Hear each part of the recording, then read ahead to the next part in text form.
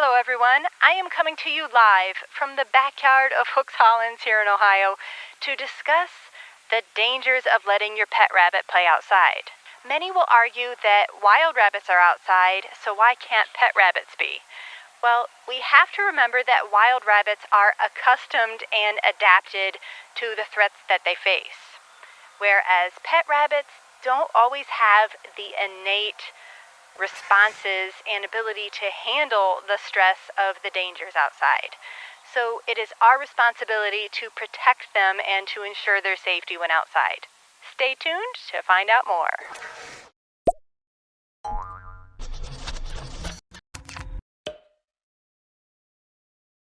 What's up everybody? I am Diane from Hooks Hollins, and today we are going to discuss what I feel are the Top 5 dangers of letting your rabbit play outside, as well as some ways to address that and help to ensure your rabbit's safety. I've even created this handy little acronym to help you remember. PEEP: predators, escaping, elements, parasites, and poisonous plants, which I guess is another P. Let's hop right into it with danger number 1, which is predators. This will vary considerably based upon your location. For example, here in northern Ohio, predatory birds would probably be the top risk of a predator attacking your bunny. We have hawks and bald eagles, as well as animals such as raccoons, foxes, coyotes, and even our dogs. We have German Shepherds and they've never harmed the bunnies, but I just don't trust them. If we weren't watching or if there was a hole in the fence and the bunny got loose, I'm not sure what they would do. So it is a very real risk to have predators as a concern when you are letting your bunny play outside. I don't know if you can see him, but little Yoshi, my little broken blue Holland Lop down here, he is out here playing. And one way that I combat the risk of predators is some overhead coverage. We have 2 large oak trees here, and these pens over here have a nice porch overhanging part of them. Now, that doesn't completely mitigate the risk of aerial predators, but I have never had a problem with it, and if I was overly concerned, I could put a netting material across the top or some sort of a top to it to prevent aerial attacks. We also have our German Shepherd dogs that roam loose, and that does deter a lot of birds. And we have another kind of bird called guinea fowl, and they squawk to no end. You've probably heard it in some videos when there are any predators in the area, so that helps to scare those off as well. Another suggestion for dealing with predators is having somewhere that your bunny can hide, such as I have these little PVC pipe tunnels, which is just made from 6-inch PVC pipe you can get at Home Depot or Lowe's, any home improvement store. Somewhere that your bunny can run when he or she feels threatened. Number 2, escaping. Rabbits can be surprisingly adept at escaping, and some are little Houdinis. I've had rabbits try to climb the fence. None have actually hopped over. But escaping is a real risk, especially if you have a shorter exercise pen or if you have objects near the perimeter that your bunny can hop onto and use to escape. These chain link pens here are probably about 4 feet tall, and they are very hop proof. I've never had a rabbit that would be able to hop that high, so there's no concern there. We did have to add some chicken wire around the perimeter just because I was worried that a very small rabbit might be able to hop through. And I also make sure to check for holes because I don't know if you can see over here my white rabbit Storm. She likes to dig holes, and I do worry that she could potentially dig her way out. So checking for that is helpful. My shorter exercise pens are 30 inches tall, and that has worked fine for my Holland Lops for years. I've never had one hop over, and I personally like that height because I can climb over it easily. They have not been able to hop over it, but again, if I were to have an object near the perimeter, they could definitely hop out, so I'm very careful about that. Now, if you have a larger breed rabbit or your rabbit has skills when it comes to jumping, then you might want to opt for the 36-inch tall, or there might even be a taller one than that. And I will link the pens that I use below These are the Midwest 30-inch tall gold zinc pens. I have 2 sets of 3. I have 3 attached together for each pen, and that's a great size. They have plenty of room to run around, and it's very fluid in the ability to adapt to the available space as well. Also, it's worth noting that if your exercise pen has a door, make sure that it is latched closed, and you might even want to add some carabiner clips or zip ties just to prevent your bunny from loosening the door if perhaps the latches aren't quite closed. Number 3, elements. And by that I mean the heat and the cold and the rain and the snow. The number 1 danger related to the elements would be heat. And I know people who have lost their rabbits because they've been outside playing in the heat and they get overheated really quickly.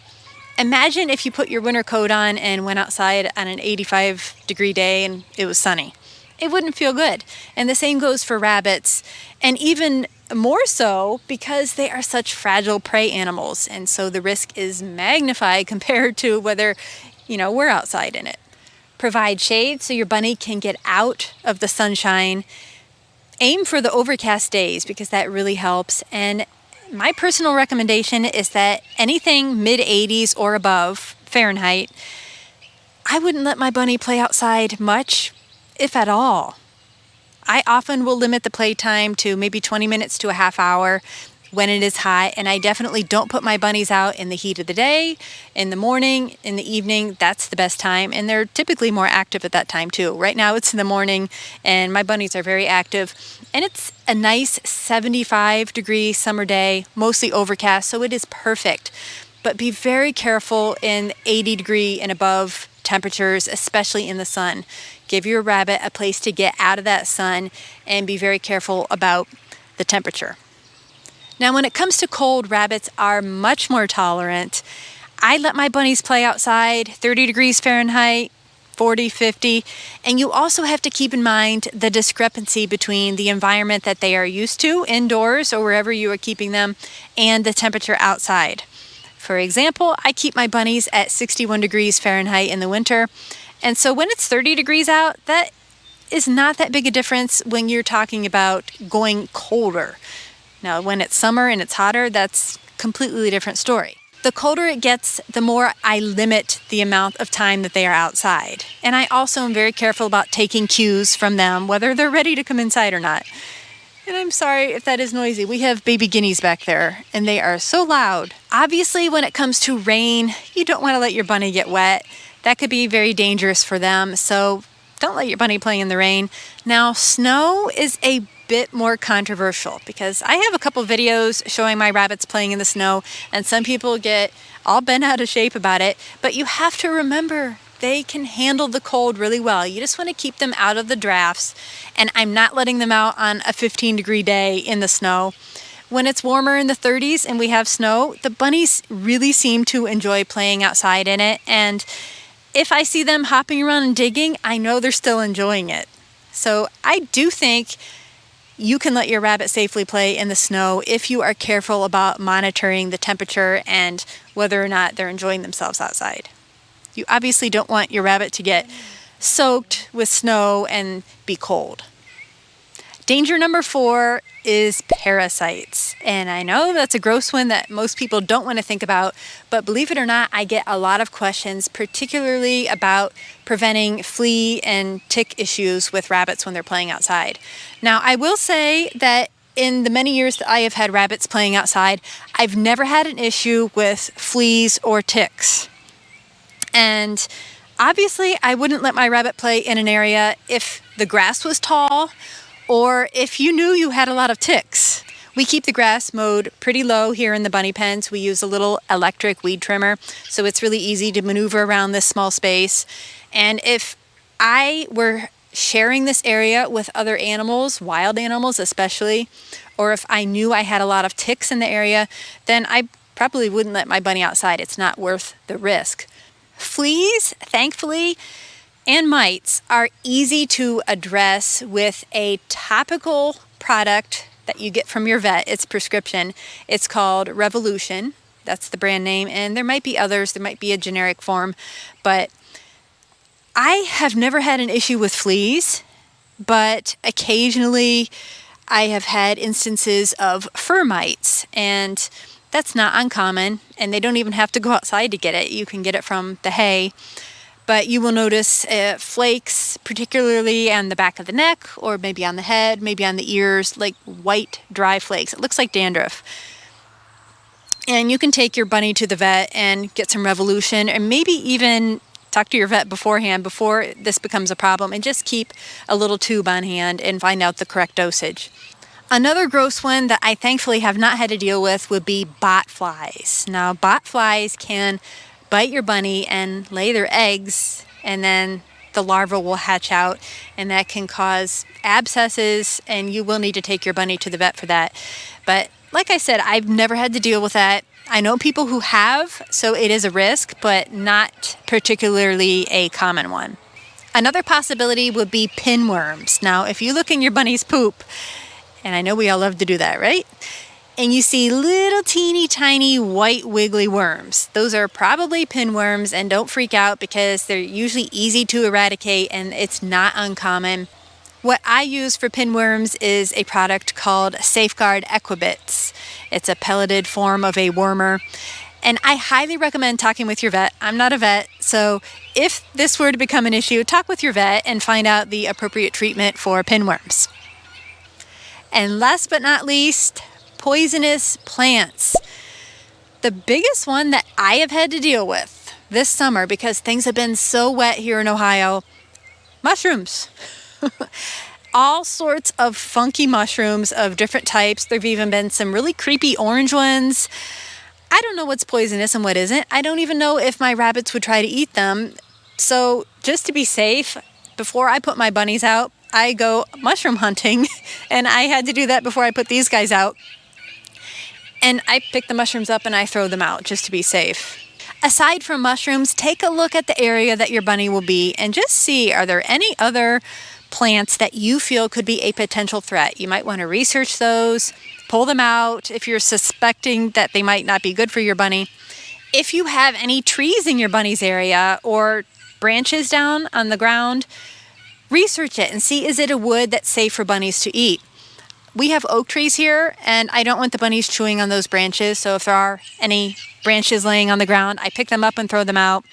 I originally was concerned about the acorns, but they've never bothered them, and it's pretty tedious to try to pick them all up. And probably one of the most common poisonous plants would be anything that you spray with weed killers or chemicals in your lawn. I would not let my rabbit play in grass that's been treated with chemicals, because they do eat grass. I'm looking over at my rabbit Storm right now, and she's eating grass. So if you spray your lawn, don't let your rabbit in that area. We don't spray our lawn with anything, and because of that, we get plantain herb and dandelions, and the rabbits love those. I even pick them and dry them to last the winter. So given all of these risks, have I talked you out of letting your bunny play outside? Do you currently let your rabbit play outside? Are there any risks and dangers that I have forgotten to mention? Please drop those down below. And I thank you for watching and bearing with the chirping behind me and all of the noises and chaos. As always, if you like this video, give it a thumbs up and make sure to subscribe. So many of you are not subscribed, so please do that. Thanks so much for watching. Let's hear what the guineas have to say about this. They're so loud. Thankfully, bunnies are quiet. Sunny Jim, do you have any thoughts about playing outside?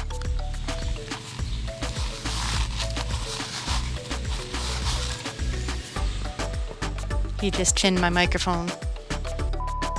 I know someone is going to comment about my Suns Out, Buns Out t-shirt, which completely contradicts what I told you about letting bunnies out in the heat and the sun, because that's very dangerous for them. But you have to remember, these bunnies are also wearing swimsuits and sunglasses and have a surfboard and a snorkel, so not entirely accurate. And if you'd like to cop one of these t-shirts, check out the merch shop. I'll link it below. I had to get that plug in, you know.